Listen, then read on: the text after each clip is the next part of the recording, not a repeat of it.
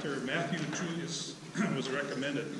Dr. Julius received his PhD from the University of Michigan in Resource Ecology Management, Systemics, and Evolution. Since 2000, he has been a professor of biology at St. Cloud State University. Some of his skills and expertise deal with algae, biodiversity, and conservation. Please welcome Dr. Julius. Thank you for having me. Sometime. Just fell asleep. So no, Stan called me and asked me some questions about the lake. It was pretty funny. There were a few students in the office, and I picked up the phone when he called. I don't know if I would have been a grumpy old professor or not had the students not been watching me, and I was trying to train them correctly or not. But he asked me, and I think I proved that I was a nerd straight away.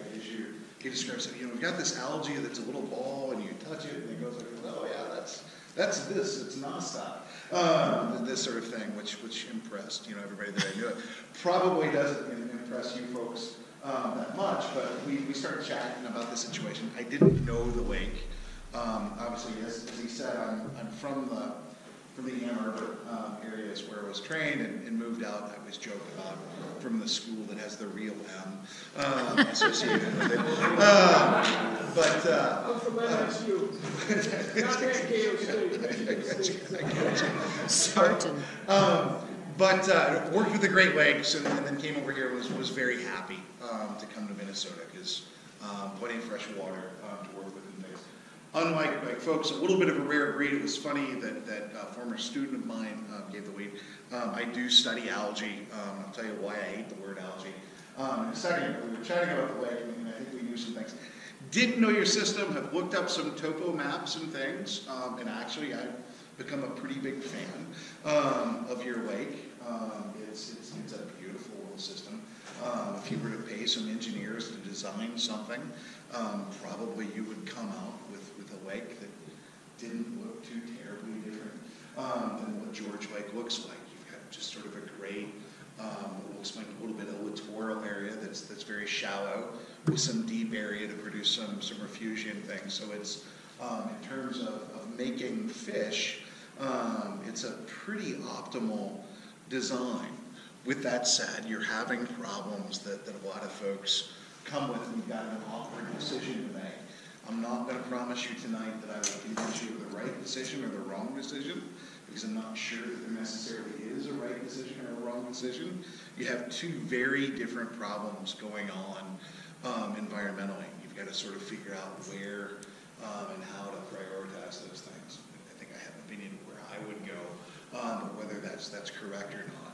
And we can talk a little bit about that in terms of water quality and pollution and things. And if you think about this, some of us in the room are old enough to know when we started worrying about water. So that would be when the people that trained me came on board in the late 60s and early 70s. And one of the jokes that I always like to tell is, if you talk to young people today, they seem to think that the environment is worse now than it's ever been before.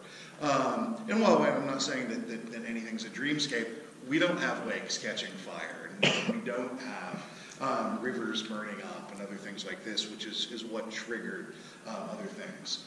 Lake Erie at one time was completely anoxic. And there was no animal life in the lake, and it's been restored. And that's what got us interested about these things and made us concerned and started doing the studies where you can understand this. When we think about toxins, there are three basic toxins. You guys are suffering the first. Wish I could tell you as a scientist that we knew the three categories and we fixed all the problems. We haven't. That's nothing to be proud of. But the three types of pollution typically fall into nutrients, where you have excess nitrogen or phosphorus, which we're certainly going to talk about tonight. The second category, which is one that you don't have any exposure to, would be toxins. So things like metals, other contaminants that would come in from industrial things. And the good news is you're not in a situation where you get this. The third one, which has been probably the most baffling for scientists to tackle, would be invasive species. And certainly you folks have an invasive species, curly weed, that that is sort of on your radar. What we always say is the nutrient situation and the toxin situation are pretty easy problems to solve. You stop putting nutrients in, you stop putting toxins in, and they pretty much work their way out. Invasives are a different issue because you can't stop putting them in. Once you put a little boy fish and a girl fish or whatever in the lake, they have a terrible tendency of making more boy fish and girl fish. You can't just turn them off. So you've got that situation. What do we do with this invasive species? And you've developed to a point now where the toxins are there. I had said that I was an expert on algae. And actually it's funny. So I started, and algae are a wonderful thing. They are this beautiful source of sort of how the ecosystem runs in aquatic environments. And we don't think about that too much, sort of as people and running around, because we have a bias that we run around on land and all the time. But if we think about where all of our food comes from, sort of in a terrestrial or a land-based situation, all the plants are basically the same. They're green plants, they either farm or do whatever. In the water, it's more complex than that. It's very beautiful. There are green plants, which are green algae. There are also bacteria, the cyanobacteria, the nostoc and things. And then there's this beautiful group of algae that I study called the heterocons, or the golden algae. And we forget about those a lot. We don't have an appreciation. But does anybody take a fish oil pill or a lipid pill for your heart or anything like that? Or thinks about omega-3s and things. And what we don't realize is those golden algae, there's no such thing as a fish oil. Those golden algae are the things that make the fish oil, and then the fish eat the golden algae, and we eat the fish. So this beautiful group of algae, the diatoms and other things, make all of the essential fatty acids that we have to complete our life cycle. So while, and I've thought about, as I get old and I retire, I want to write a paper on this, our perceptions of what's a clean or beautiful lake are really related to which groups of algae are there. So when we think about something that's producing, a lot of fish and it's clear and blue, that's going to be a lake that's dominated by these golden algae. Something nasty and scummy that's floating up in green, that's something that's dominated by blue-green algae or cyanobacteria. And what's funny about that is if we classify these things in terms of whether you can eat them or not, which is a pretty good way to classify things, the blue-green and the cyanobacteria make a starch that's not terribly digestible by us. Does anybody know how Olestra or Splenda or something like that works? And it's because, you know it, right? Yeah. So you need it all day long. It tastes like sugar, and you don't pick up the weight, which is probably something I should worry about. And what's going on there is the shape of it molecularly is a little off, and your body can't access it to break down. The blue-green algae make a starch called phycoerythrin starch, which there's not going to be a test on that. But what it means is that we as animals can't access it and eat it. That's why it's bad in our lives, because it's there. The fish can chew it up all day long, and there's no nutritional value to it at all. Green algae are much like green plants in a terrestrial system where they're very, very starchy. You can eat that, and you can get starch out of it and other things. But that real gold standard, and there's not a joke there about being golden algae, are those algae that put away oils as their photosynthetic product. And the joke is, metabolically, fish are very different, and aquatic animals are very different than us. If I were hunting a deer, and I scared a deer, that deer would burn sugars first, starches second, and then eventually it would burn oils last. Right? And anybody that's tried to do the Atkins diet or to weed out starches and things knows that. Right? You're trying to get rid of the starches so that your body goes to burn up the fats because it's sort of your third choice. Fish, on the other hand, if we scared a fish would still burn sugars first, it would burn lipids second, and then starches last. The joke I always tell my students is I don't know if fish sit at home at night and say, does my butt look starchy?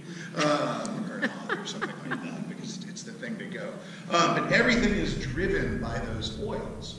And you guys saw that, or I assume you folks have seen that first algae report. And it's a beautiful thing. You saw that you had a system that was dominated by this group of algae called diatoms, which is a very big lipid-producing group. In fact, they happen to be the most abundant group of algae in the world.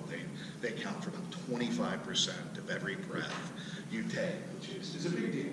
They're super important. You're seeing a shift towards these cyanobacteria, or these bacteria, which means that you're moving from a food chain that's very rich in these desirable fatty acid fish oils to a food web that's based upon these indigestible bacterial starches, which is all I should have to say about that. You've got something that's desirable to eat, and you're moving to something that can't be processed. So the question then becomes, why is that happening?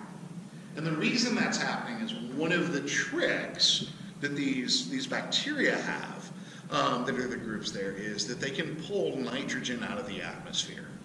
Okay? And the dilemma is most other algae have to have nitrogen and phosphorus in a relatively constant ratio. So if you want a lake that's dominated by diatoms or golden algae, you have to have about 20 times the amount of nitrogen as you do phosphorus. The simplest way to think about it is, if you've ever bought hot dogs and hot dog buns, or you've tried to make lemonade or something like that, you know that buns come in packs of 8 and hot dogs come in packs of 10, and you've got to figure, you're going to have too many hot dogs or too many buns. And because of what we do, we almost always have too much phosphorus and not enough nitrogen, and that's where we go. Nitrogen in the atmosphere, we can't get it, so we can, I always joke, you can go outside and sit in the sun and breathe, and you're still going to be hungry. Plants can get away from doing that. The bacteria in particular can pull that nitrogen out of the atmosphere and then use up the available phosphorus. So one of the trends we see happening in the lake is we're running out of phosphorus, we're running out of nitrogen much, much sooner than we're running out of phosphorus. That's not necessarily a scary thing. Every lake in the northern hemisphere does that. And then this is where we start to turn around, and you know this from common sense, but whether you've really thought about what it means or not is going on. And that's another aspect of why your lake is so special. If you think about it, the lakes are cold in spring and in the fall. And that has to do with movement of water in the lakes. So the wind blows right now, and I'm kind of waiting for it to happen because we're getting cold enough. One of the things that I would joke about is, and you folks know this, when I lived in Michigan, and I actually didn't grow up in Michigan, I grew up in Louisville, Kentucky, and I keep moving further north as I get older. And in the first year I was in Ann Arbor, it got cold enough that Lake Michigan froze, and snot froze in my nose for the first time ever in my life, and I was pretty concerned as a young Southern boy that I had died and gone to hell. And moved to Minnesota, and it's a normal. Kind of waiting for Lake Michigan to freeze again, and those guys in Michigan to get what they deserve after being here. And you're all nodding and joking, but what you get is that Lake Michigan is a giant heat sink. So that water is either going to take in warm air or take in cold air and sort of return warm things as long as it's liquid water. Okay? As soon as it turns to ice, everything is going to go over that. That's why we have much harsher winters on this side of the lake, and there's cherry trees and other things on the other side of Lake Michigan. That happens in every lake. As the wind blows, heat or cold is trapped into that lake, and it circulates around. What eventually happens, and we've all experienced this, you're in the summer, the top of the lake is warm, and you'll bob up and down, and eventually you'll go too low, and your toes will get cold. Where you pop through the warm layer. And the combination of what's going on there is how far across the catch of that lake you have for the wind to blow and that heat to transfer into the lake and spin everything around. Okay? In the spring and the fall, everything in the lake is spinning. The whole body of water is moving around. And that's a pretty fantastic thing because mud and dirt and things come up from the bottom of the lake, and that liberates nutrients into the lake system.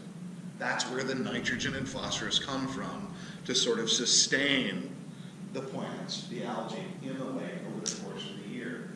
When the lake stratifies or gets warm on the top and cold on the bottom, it's not just a temperature issue. The top of the lake is still spinning around and circulating, but the bottom, the cold portion of the lake, is stagnant and nothing's moving around at all. So you get the nutrients from the bottom of the lake trapped in the top, and that's all the nutrients you're going to have until fall comes around and the whole thing cools off and spins again. In most systems, you get it, it's trapped, plenty of nitrogen, plenty of phosphorus, and typically what we see happening is you'll go from golden algae sort of in the spring, which is great. You get hatchlings of little animals, they feed. Those little animals are eaten by the fish, the baby fish, then we get big fish, and they go in and you move to sort of green algae in the middle of summer, and then right October, November, maybe you see a few blue-green algae, and then the lake turns over, and you get a pulse of those golden algae, and you don't notice it. If you get the nutrients out of whack, you start to see those blue-green algae occur earlier and earlier and earlier every year. And that's because we're getting a nutrient input from somewhere else other than in the sediments of the lake. And again, you guys are in a great situation because a lot of your lake is maybe 10 feet down, and then you've got those 30 and 20-foot sections which are below, but the wind blows hard enough in the summer, you might kick up a little nutrients. You know, so you've got this sort of situation where you build these little cold refugia. That's why you have walleye in the lake.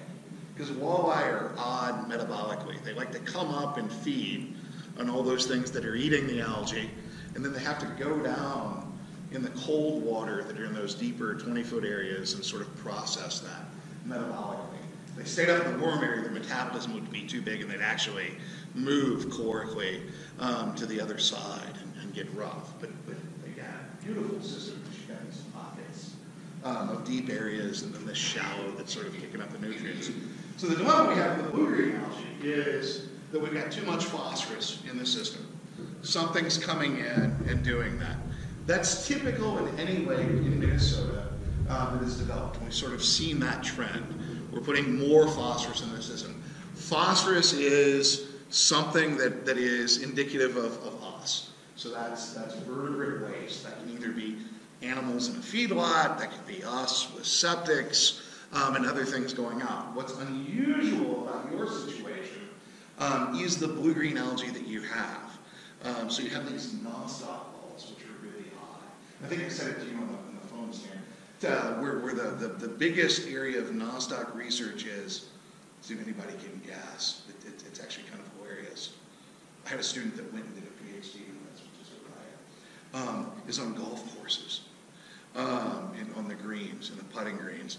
And it's because they water the putting greens, and they've got beautiful grass, and they're fertilizing them, and these little balls of this algae will appear on the putting greens because there's too much phosphorus and not enough nitrogen on the greens, and they'll ball up. And the American Turfgrass Association is the biggest funder in research in the U.S. So you've got this really weird thing where you've got this algae that's associated with sort of these odd terrestrial inputs in your lake.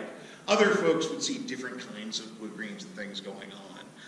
What I think that's emblematic of is sort of how sandy your nearshore areas are, and perhaps maybe we've got some other nutrients and things running in from lawns that are well maintained or something like that. Doesn't matter. We know that the situation is too many nutrients. Okay. Now that brings us to the second problem. If we section the lake into parts, we would sort of break the lake into what we call the littoral zone first, and then we would get out to what we call the linetic zone, and then we would break the linetic zone into two parts. We would call it the light area and the dark area.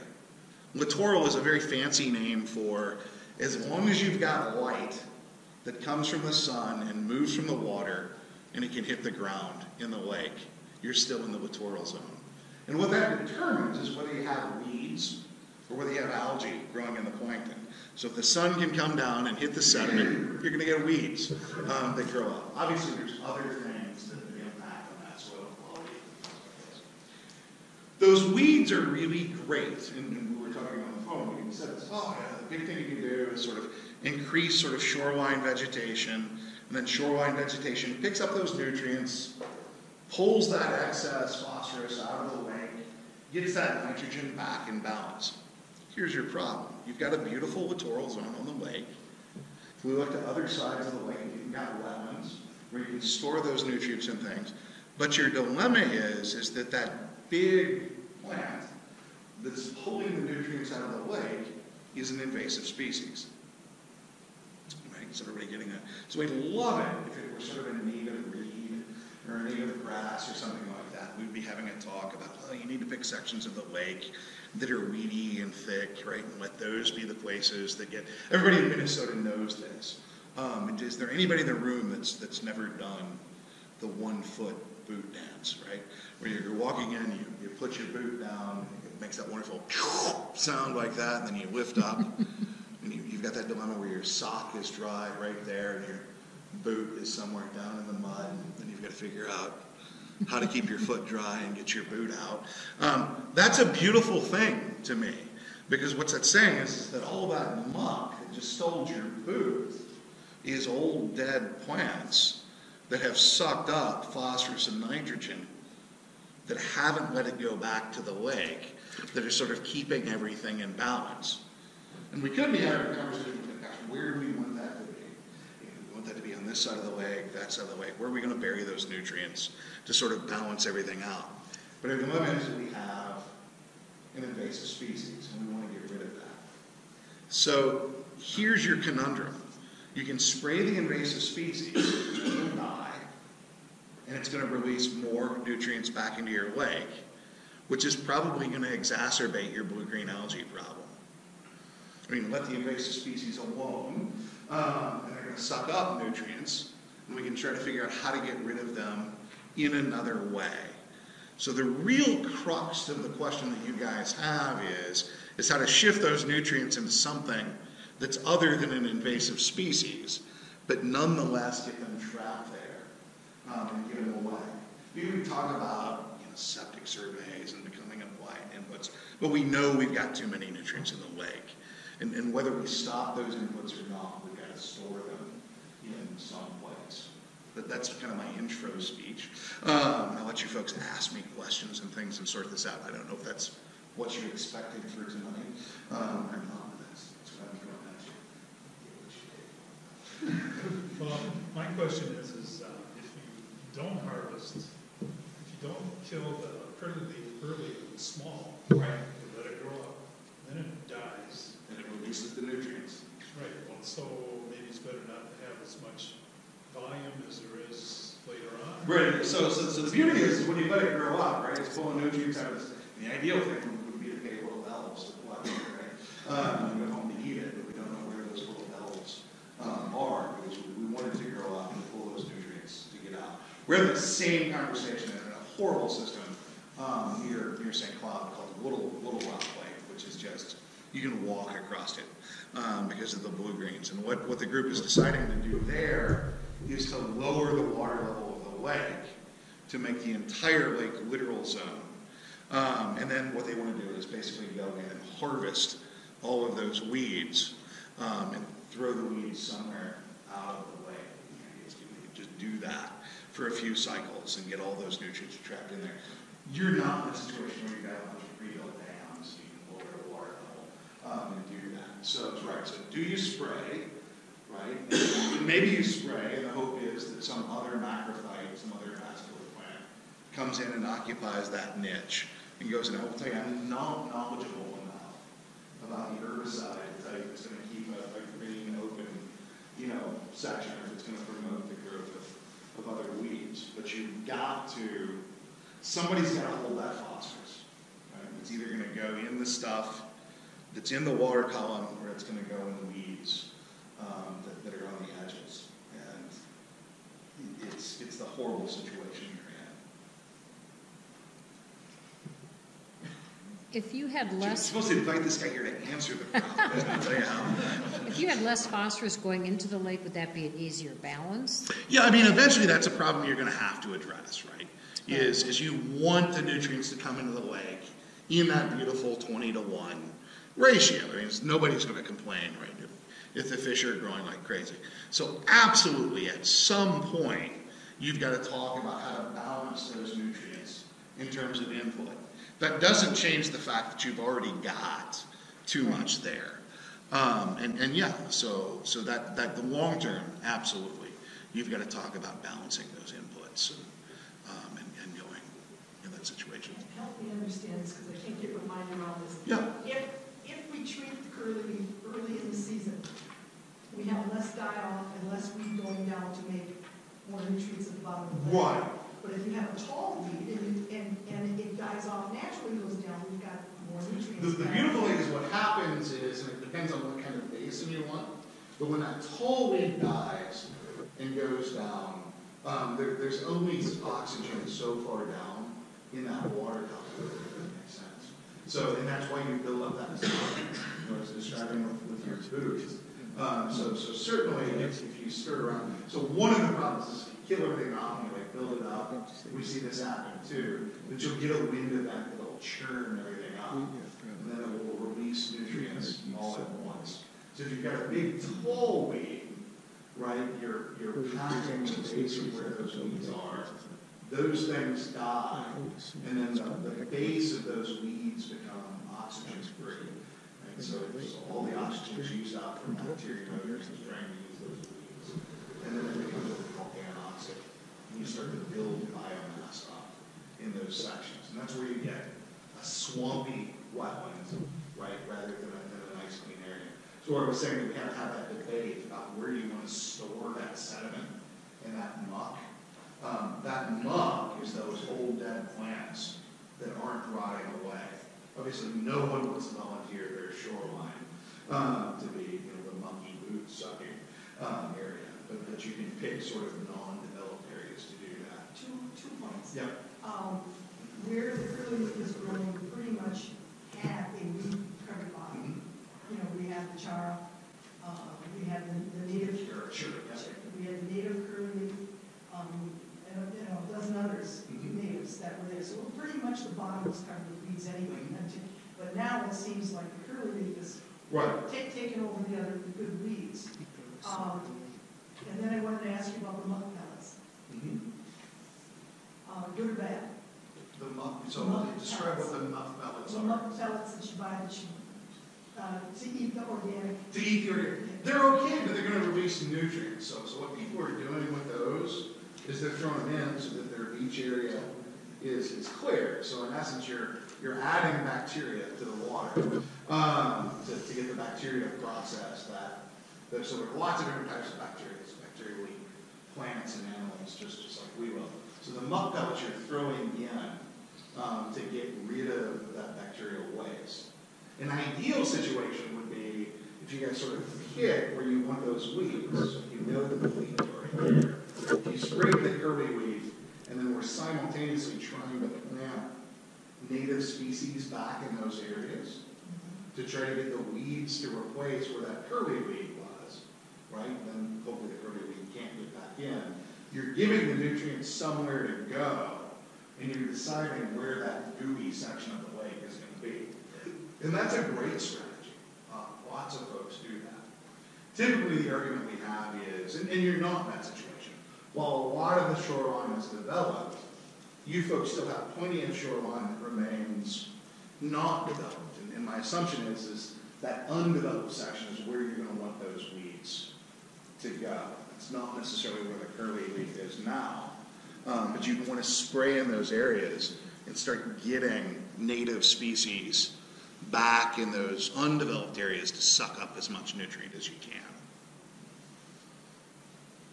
Curious question. Back in the late 70s, early 80s, on the nutrients end of it, they used the theory was to come back and utilize it with aluminum chips.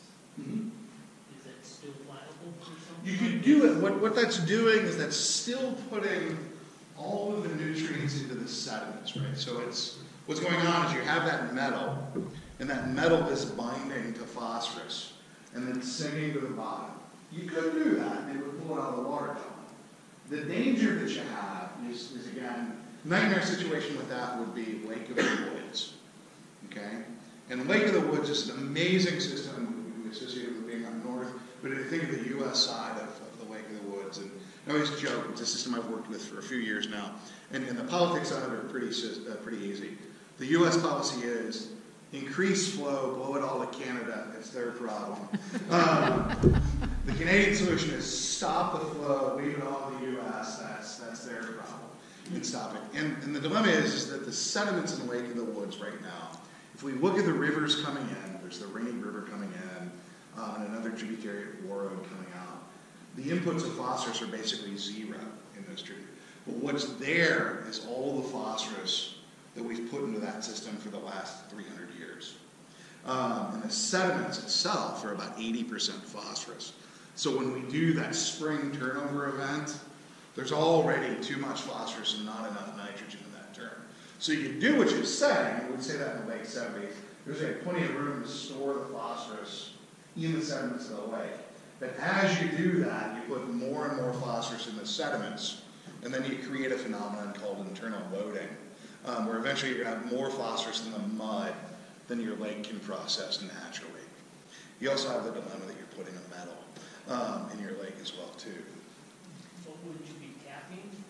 Like you say, If you could get everybody to cross their fingers and promise, right, that septics were going to be good, phosphorus inputs were even about, absolutely, you could do that.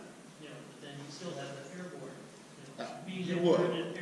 And that's going to be a minimal thing, and you're right. So I would argue that you've got one section of the lake that has exposure to a road, right? So that long run, I'd be more worried about that than necessarily airborne pollutants coming in. So runoff on that from spray and other things, salts and stuff would worry me more than anything. The surface area of your lake is relatively small here. When we think about those airborne things, we're worried about Lake Superior, something like that. More or less of snurk. Snurk? Snurk. Snow and dirt. Oh, snow and dirt, yes. And again, that's where I'd worry about the road, much more than I'd worry about anything sort of airborne. Yeah, absolutely. So, one of the things we want to do is we want to keep the phosphorus locked up in the lake. So Absolutely. the least amount of shoreline disturbance you do, the better you be. Absolutely. So in other words, if you would just limit the area you clean around the shoreline to the sand, and let them up there. There's no great, and you guys can see that from the satellites. Those folks that have sort of the cleanest spillway from their yard, if you look at it from the air, you can see the color of the green algae just moving there as it goes. Right. So absolutely, the more spillway air buffer you have, the much better off you are. I'm talking injury. Oh, in the lake is true as well too. Absolutely. The other question, I don't know if it was clear enough, maybe it isn't to me, that so if you let the curly leaf grow and die, it takes the phosphorus down to the bottom, so maybe you have less release than if you would have killed it. It depends on how the curly leaf dies, right? So it floats up at the top, it's got to sink, and that's where we're talking about here. It's where a big heavy reed that falls over is much nicer because it's going to flump and sink down versus something that's going to kind of float out and be processed like that. Remember, those reeds too have a pretty significant root structure where things are being processed as well. We're seeing a lot more chara also. Now that's supposed to be a good plant, is that correct? Chara's not bad, right? And whether it's good in terms of nutrients, what it's doing for you is again, it gets back to that, if we were going to pay somebody to design a fishery for us, you want a nice weedy area so that larval fish can come in and hide in those weeds, and a number of them escape from those predators. So what happens, particularly with chara, or however you want to say it, is you get this green plant that nobody necessarily wants to eat, but then attached to that plant, lots of other things grow all over it. And then the fish, the baby fish, can come in and hide there. They've got a food source to eat off of it. There's this beautiful fusion as they grow up, they move out, and go in. So that's typically spoken of as a good thing, not in terms of sequestering nutrients, but in terms of creating habitat for larval fish.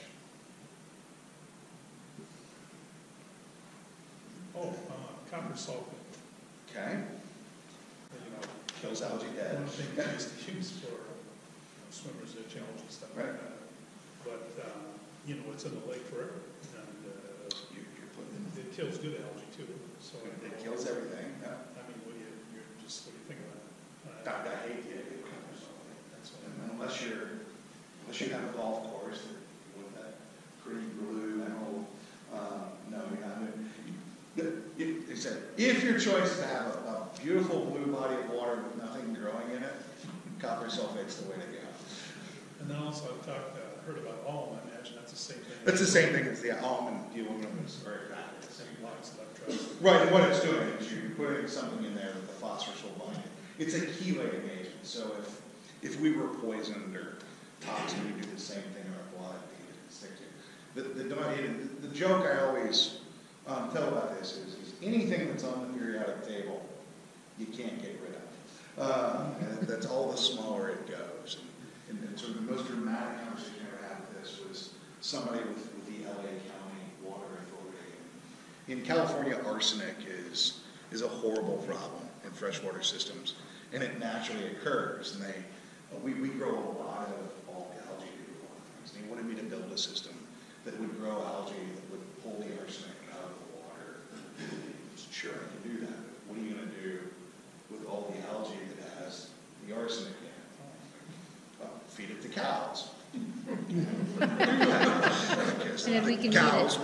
we'll burn it. No, you can't do that because all the arsenic goes up in the air.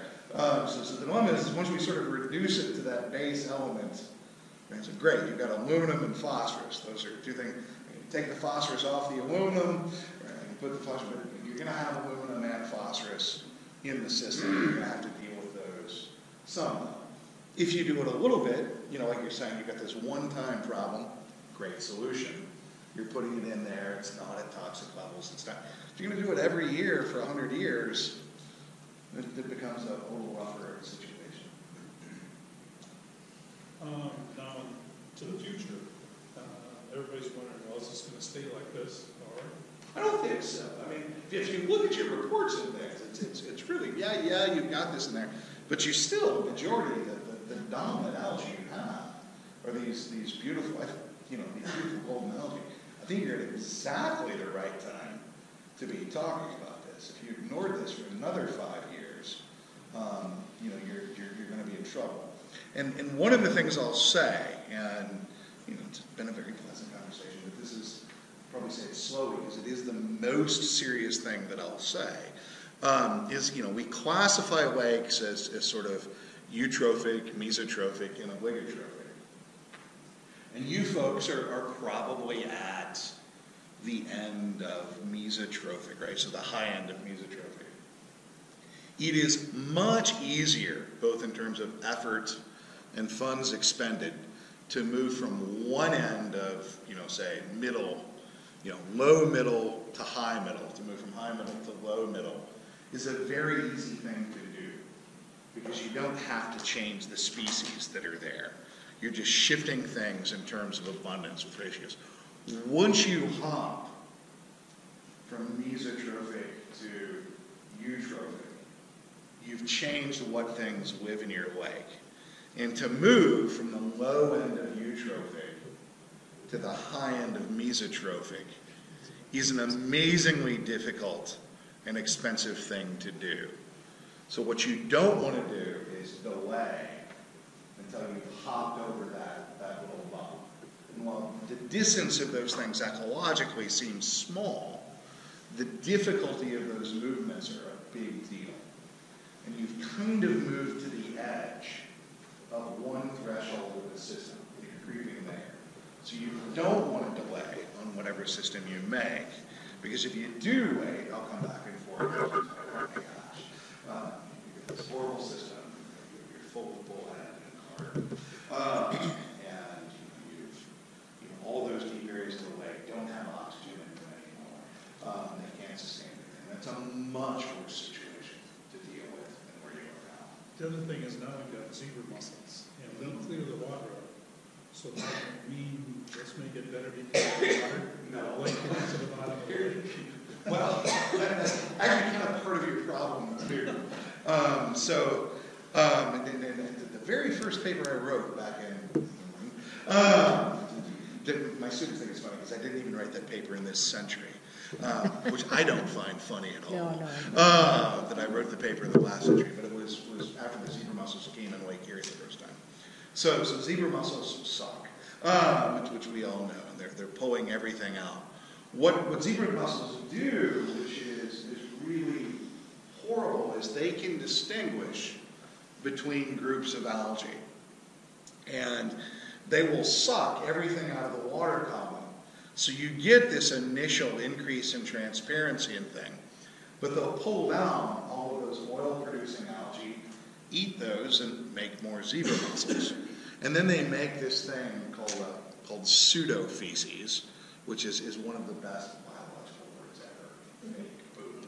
But they make fake poop. And what it is anything that they pull in that they don't want to digest, they wrap a little membrane around and toss it out. So all of the blue-green algae that they suck out, they don't break them down, they ball them up and put them over, and then the bacteria start to eat them.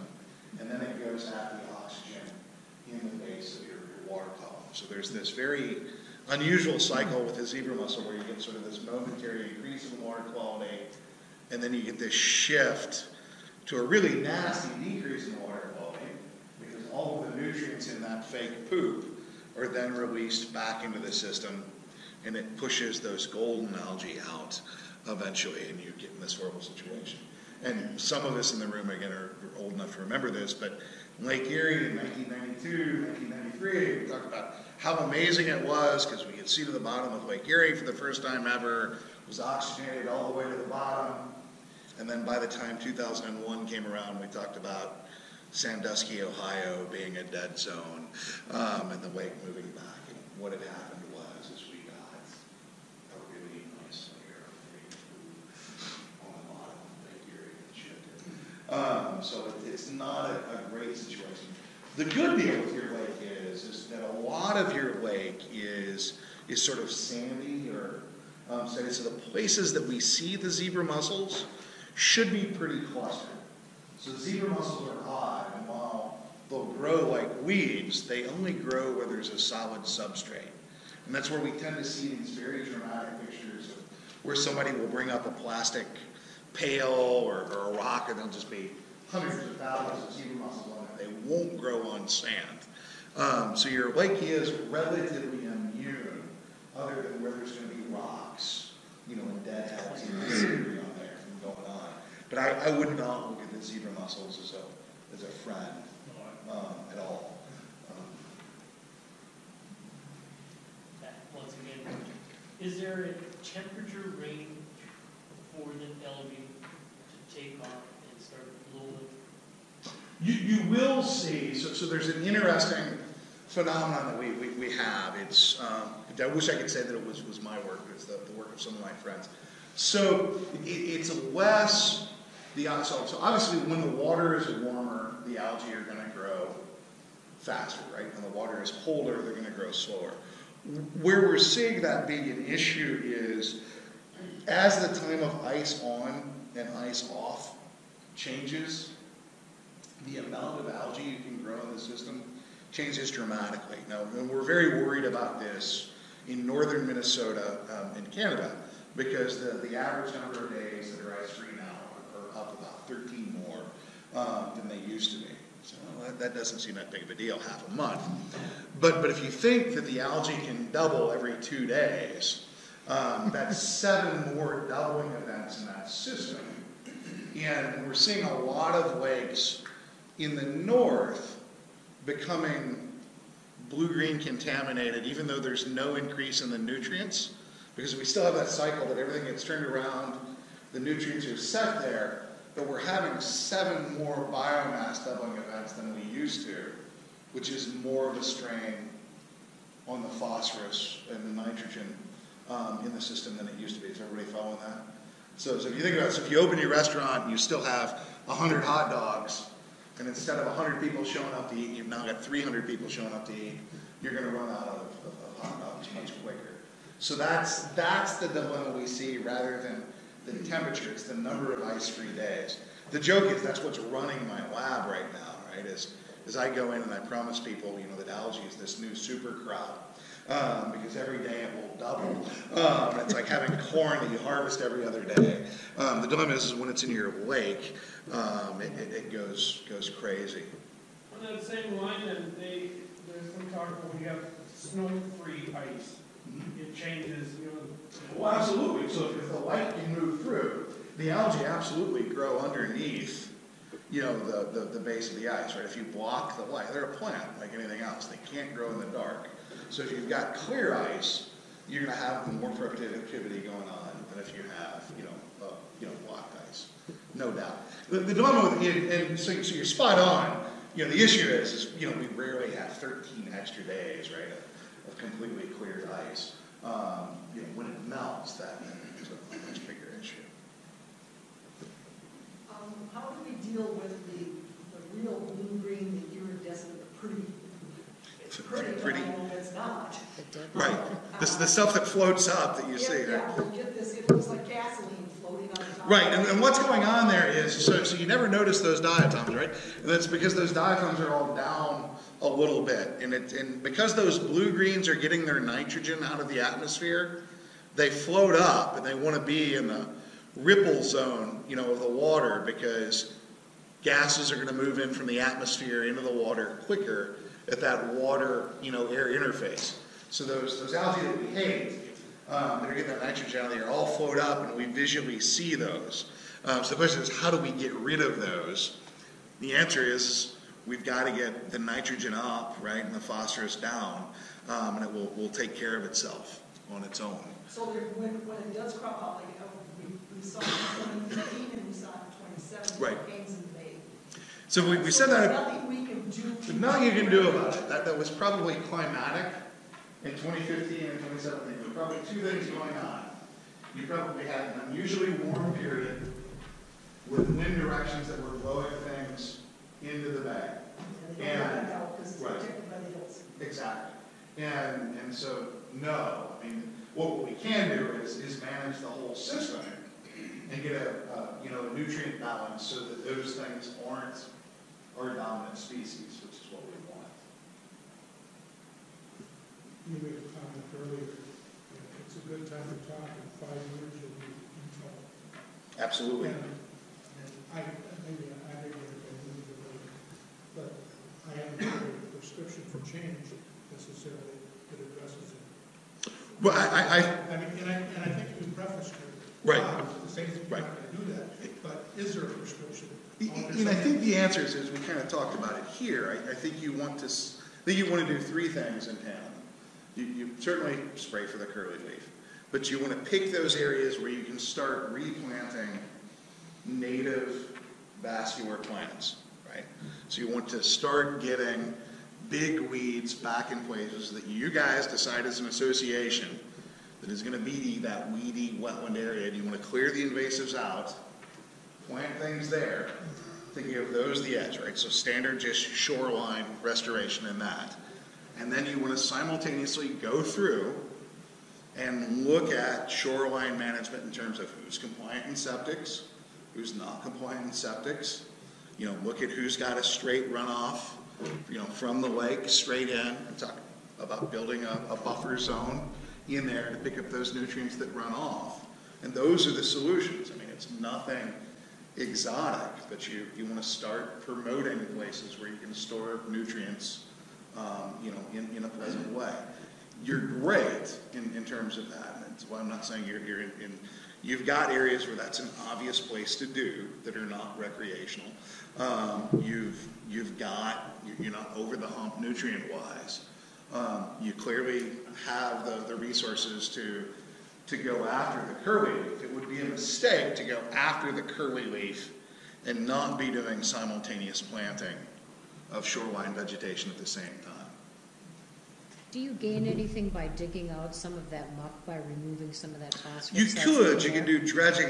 Typically, though, that becomes so cost ineffective, right? The amount of what you pull out versus how much you stir back up is not there. I'd much rather you find that mucky place and plant plants there. And what than try to specific dig it plants out. are you referring to? Oh no, I'm thinking of reeds and sedges and those sorts of things. But that slows down a lot of your wind action. And that's Just some- good because yeah, so it's less that water stirring. is moving. Yeah. Yeah. Fortunately, most of our curly leaf is out in the 10 feet deep water. Right. We don't have, as a matter of fact, that's why our bids are coming back so high as far as treatments, because it's so deep. Right. So. But you're getting rid of it there, and the nutrients are in the water as a whole, right? So you're saying, okay, I don't want it there, and you're shifting the nutrient flow over to the other side of the lake. So you can move it, and then you'll occupy where that. The idea is we want to occupy where that curly leaf is with. It doesn't have to be the same location. No, it can be somewhere else. It's all sinks and sources. That's what I'm saying. You've got to decide where you're going to put your sinks, right? We know where the sources are. Yeah. So do you know of lakes that have been successful with the DNR planting? Oh, sure, absolutely.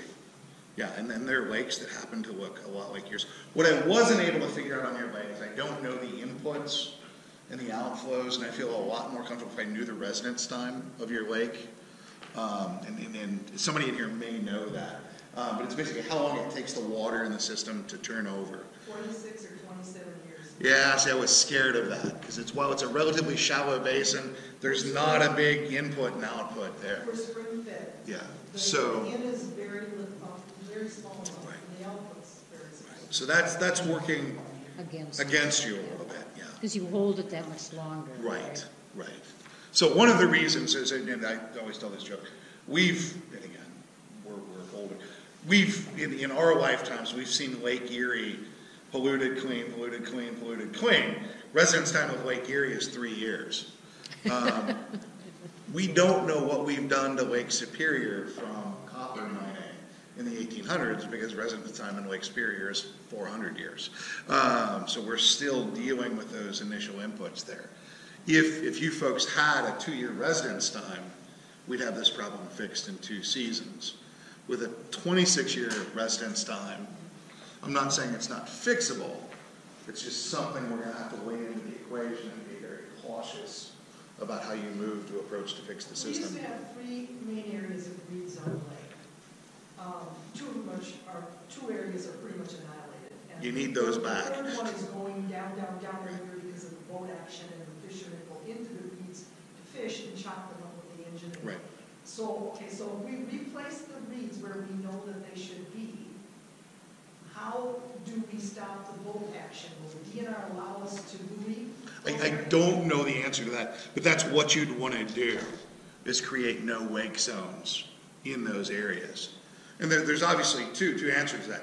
Can you decide as an association if that's what you want? Sure. Can you actually enforce that? That's the first person that comes out with like a 12-foot walleye is going to ruin all that for you.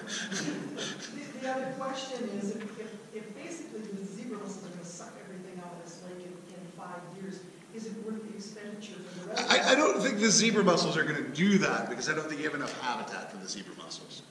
Yeah. Right? So we look at where the hard parts in the lake are. There just aren't that many places the zebra. Now, granted, they're going where you guys see them, right, on the boat launches and other. But that's where all the hard substrate is. But they're also attached to the weeds.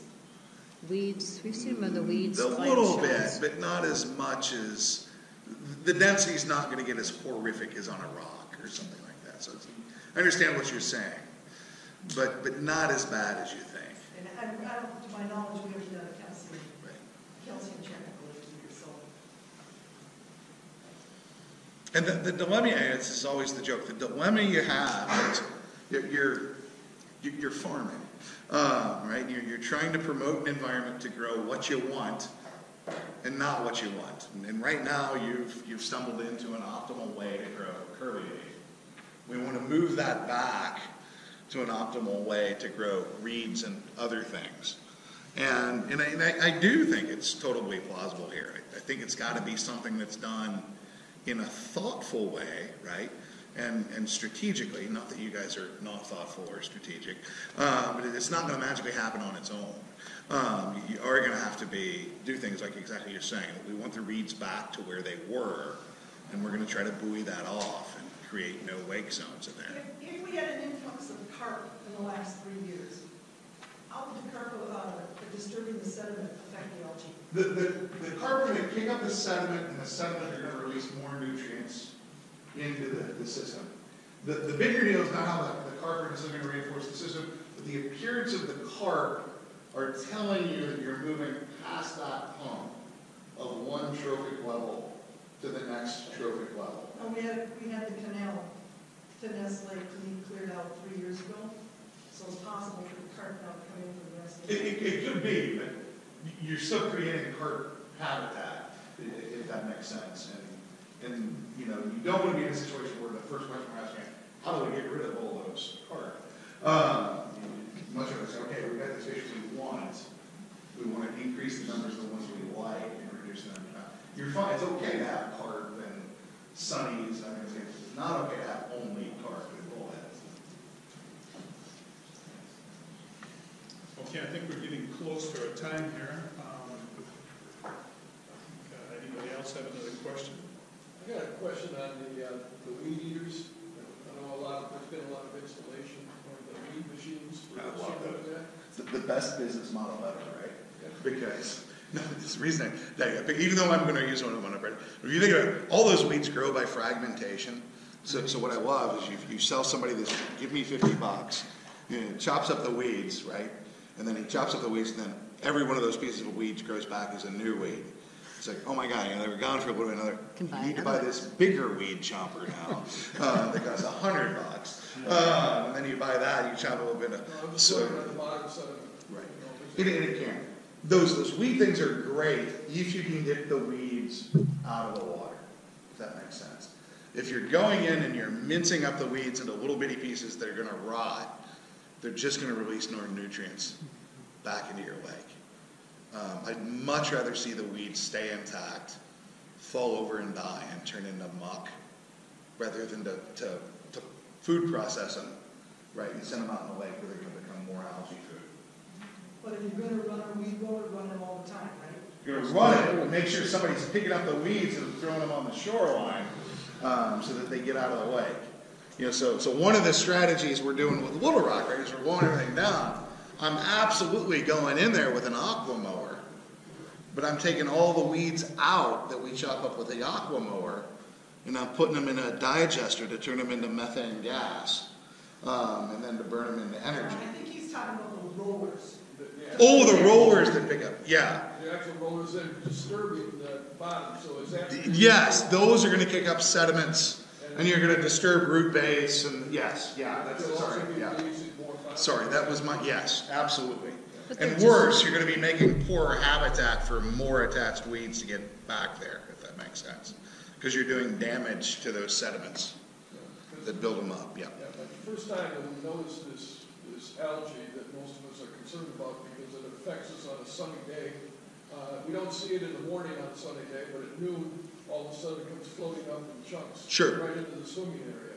And if you touch it, it dissolves into 1,000 little cells. And what's going on is they're growing as balls down on the base of the lake. On the weeds. Right, and that's what, right, just like it would grow on your turf grass up. And then when it's floating up, what's actually happening is, so you said it, right? So the sun is shining down, and they're going crazy photosynthetically, and you've got this little ball with a thin film on it. They're going crazy, they're making oxygen. That oxygen gets trapped in that ball, and then that ball floats up. Well, the weeds, the actual weeds that normally sink down to the bottom at the end of July, all August and September on sunny days were being raised to the surface. And it's again that gas from that photosynthesis, right? So that oxygen floats them up. Right. You go out and touch them, they disperse, they all sink back down, and they all make little balls that. So, again, the practical, then the first time we noticed this was just the last 2 summers after the super heavy rains we had. The lake itself, we've had a county sewer line come through. A lot of the septics have been shut down, but the phosphorus was still in the ground. We had those super heavy rains. We have a clay layer that's 5 feet down below the sand for the entire west side of the lake. And the heavy rains came down and just pushed. And if you think about what you said, so the rain is hitting, nutrients are liberating from the shoreline. Yeah. They're running down to that base. You've got these things that are not growing in the water column. They're growing on the base. They make enough gas. They float up, right? And then so that, again, that's telling you that a lot of your nutrients are from runoff on the shoreline in those areas. Now, yeah, I've heard it mentioned that new fertilizers don't have phosphorus in them. And, A lot of them don't. but is the new product, like I always laugh about the Diet Cokes. There's no people, we're 10 pounds heavier than before Diet, sodas came out. Is the new phosphorus that they're putting in for plant growth, because obviously there's something in the formula that still helps. So every plant has to have nitrogen, phosphorus, and potassium, right? So you can say that I've reduced the amount of phosphorus that's in the fertilizer, but you still got to have phosphorus to grow grass, right? You still got to have phosphorus. So that phosphorus maybe isn't in the fertilizer, it's in the sediments, right? It's in whatever. So to say that just because it's not in the fertilizer, it's not there, you still have to have it in the right ratio to go in. So maybe it's not as bad from the fertilizer, but, and again, this is a little crude, we all do whatever we do. I'm a major input of phosphorus in the world because I eat and I do what I do. So, great, it's not the fertilizer, but again, you can't grow plants without phosphorus. So the phosphorus is there in some way. So what you're saying is every bit of grass clippings that you leave on your lawn that washes into the lake Is going to break down into nitrogen and phosphorus, absolutely. One thing I was thinking, you talk about the nitrogen and phosphorus balance, but there's so much talk too about nitrogen runoff from farm fields.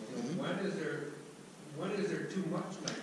So, right, and that can happen, right? You can get too much nitrogen, and that's where we start to see hypoxia, like in the Gulf of Mexico and things like this. So basically the way that it works is nitrogen pollution is a phenomenon because we've eliminated a lot of phosphorus in ag places.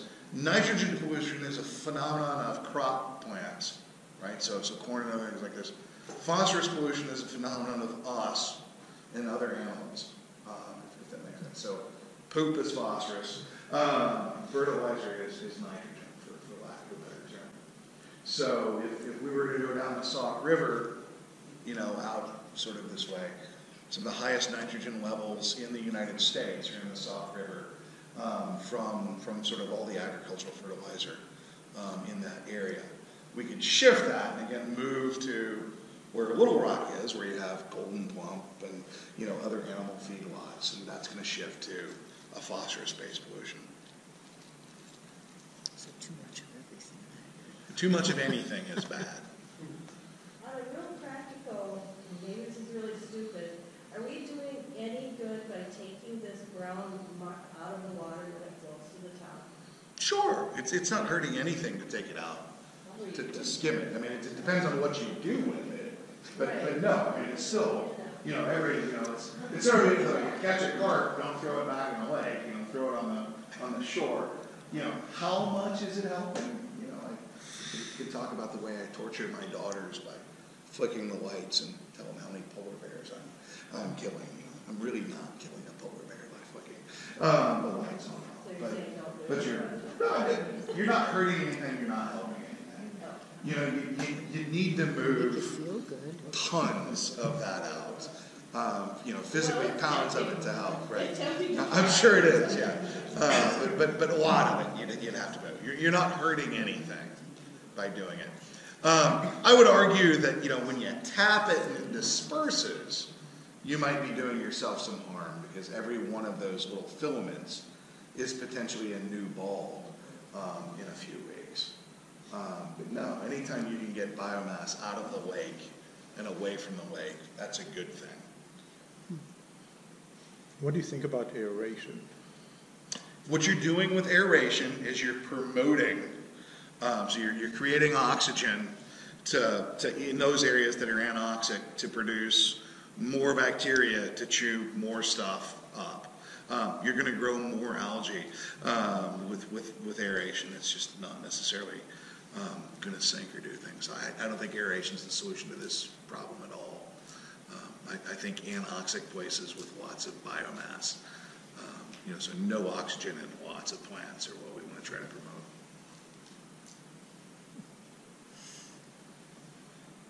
And if you think about that, where we typically see aeration would be, in St. Cloud and Lake George, we have a little bitty pond with a lot of nutrients, and what they're worried about is that there's so much food that we run out of oxygen in the lake and everything dies. So then you start bubbling, and at least still green, right? And you can walk across it, but everything's not dead and rotting. It reduces your fish kill problem. Reduces your fish kill problem, absolutely. So do you think that George Lake has only seen this bad ratio for the last 2 years will correct itself on its own? No. I think you're going to have to be proactive as a lake association, and you're going to have to start going in. And I don't know what, right, the sources of phosphorus into the system are. They could be septic, they could be feedlots, they could be.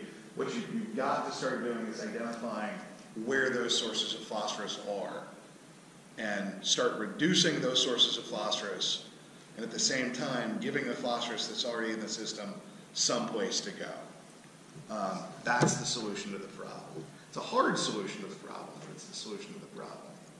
And you're going to have to resist what human beings do, right? It's our favorite thing to say, he's got cows, it must be all his fault, right? It couldn't possibly be my house. And sort of look at everything equally and go at it. But you've got to figure out where the sources of phosphorus are, stop those from putting any more in the system, and then give the phosphorus that's in the system somewhere to go. And then you'll be fine. And that's a non-trivial. I say that like it's so simple, but it's a non-trivial thing. How do you determine that it's not his cows, it's your turkeys? Well, it's everybody's. Yeah. How do you identify the sources? Oh, that's where you get a good environmental consultant to go along and so the joke I always say, right, and so it's because I'll get people that say, you've got to go in and do tests, but one of the reasons I started working with Little Rock Lake is at one point I said I would never work with them because they totally buried their head in the sand. And then finally they came out and I would go out and do tests. And so one of the things you can do is fluoresce for laundry detergents, right? So there's whiteners and laundry detergents, right?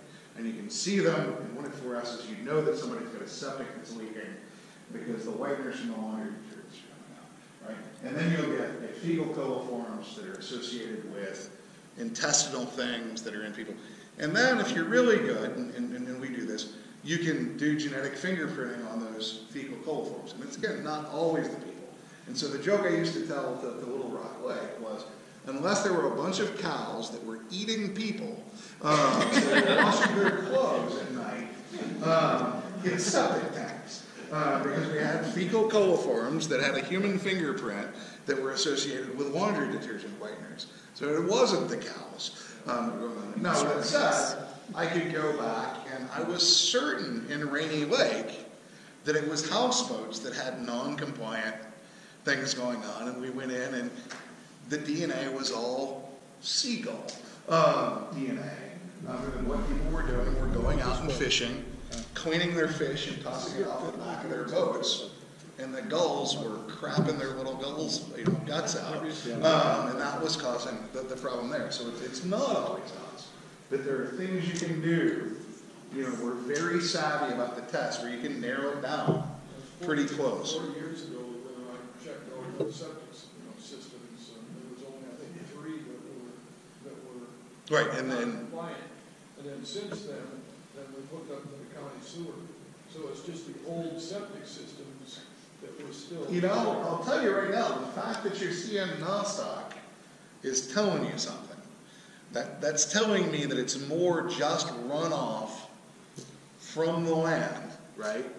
than it is non-compliant septics, right? It's Just, such a small watershed right.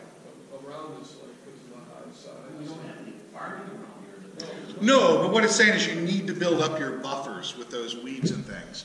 You have too much just straight run in from the land into the water without plants to buffer that and stop it, which is concurrent with your reed beds and other things going in. One thing we didn't talk about was the geese. We've had an influx of geese at the same time now that we've got the I wish I could tell you to shoot the geese. Well, you know legally that we can go destroy the nests before they lay their eggs, but that's all one can do. But so, with the influx of geese could also be The geese are not necessarily the problem. The geese are, again, another symptom of the problem. You've got large open areas, right, that are right. So you don't see geese in big, you see them in sort of well-known areas that are easy to walk around. Yeah. Everything else freezes up. And so again, that's telling you need some buffers and things Eat like poop. this. Yeah, they're just. I think super green manicured lawns and sandy beaches are more your enemy than non-compliant septics. It's kind of cost-effective. Dan, has the board decided anything at all with this coming year coming up? Have you talked about it? Some kind of a game plan? Well, I'm thinking the thing is we need more people involved, and I think we need to have 3 groups coming up. If we're going to treat the curly leaf, we need somebody to work on finances.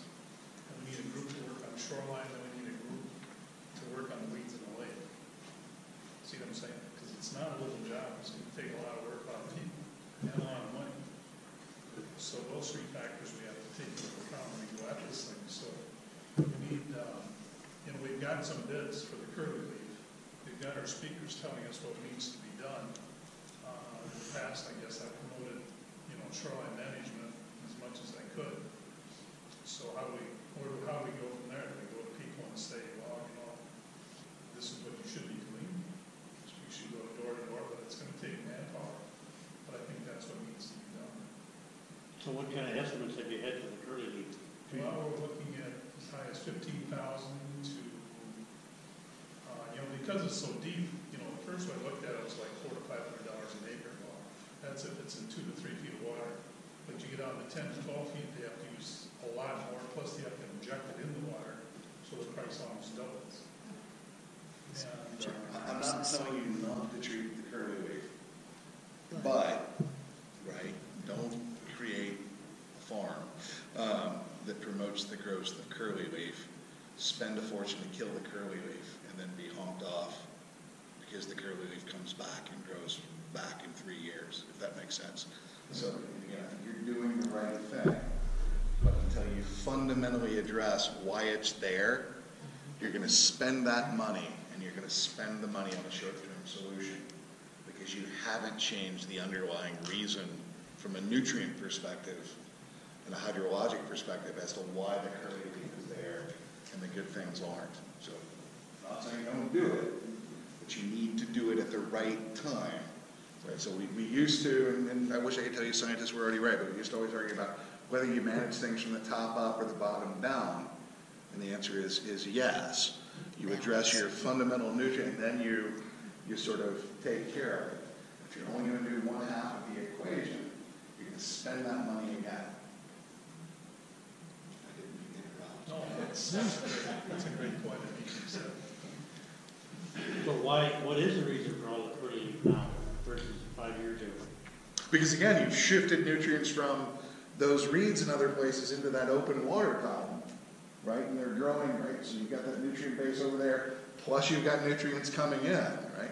So you've got to address that fundamental nitrogen and phosphorus ratio problem and where the nitrogen and phosphorus is being stored, or you're going to create a scenario where curly leaf is going to grow back.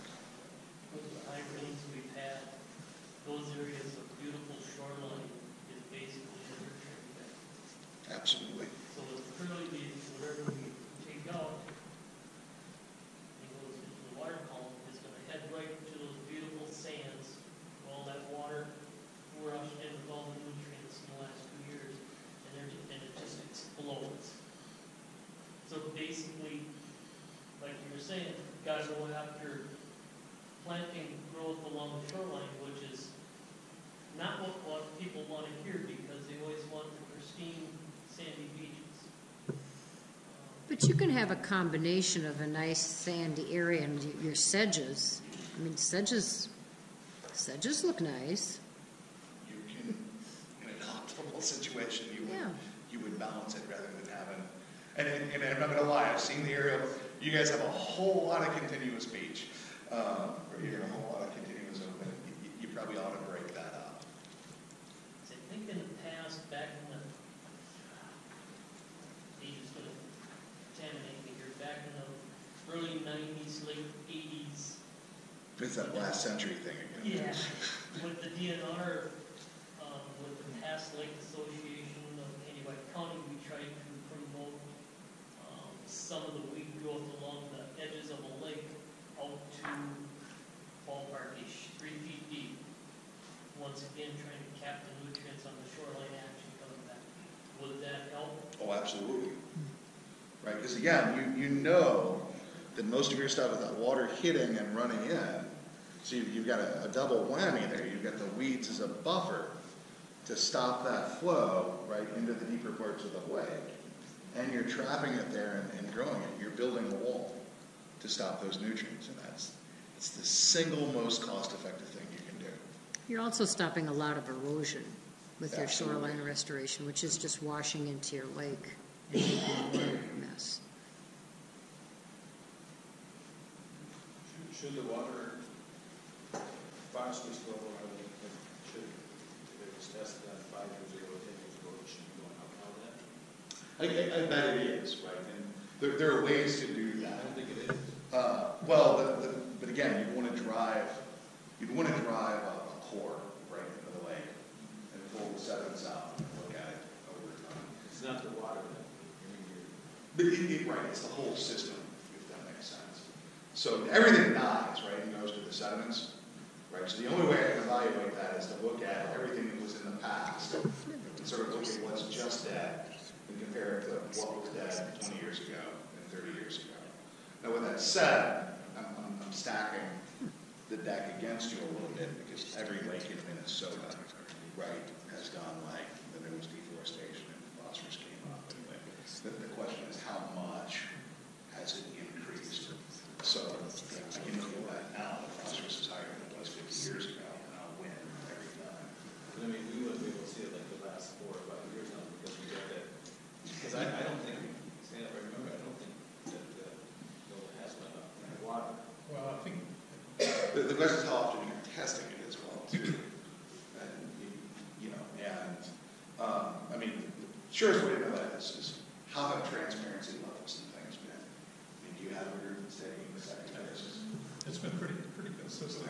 Now, the last speaker we had, he said we're going to get a good test of where the phosphorus is you have to go below the thermocline. Sure. Because once above it, it kind of goes to the Everybody's going to tell you something different. And remember, I'm a fossil guy, so I like sediments because it puts everything in context of everything else. So I don't disagree with that. But again, you're talking about moments in time when you're out there. What I like about sediments is they're aggregates of years. That's 1997, the whole year. See, if you went and looked at our muck, if you look at the muck bar, it's got its leaves. Sure. A lot of leaves, no trees. Right, and again, that's one location as opposed to the whole system. And that could very well be true where you're at. I'm encouraged by that because it's saying that you're storing nutrients there rather than getting them back up. The fact that the leaves weren't rotting makes that an optimal place to put shoreline restoration. Okay, Bob, thanks a lot. I think you've answered that. I think you did.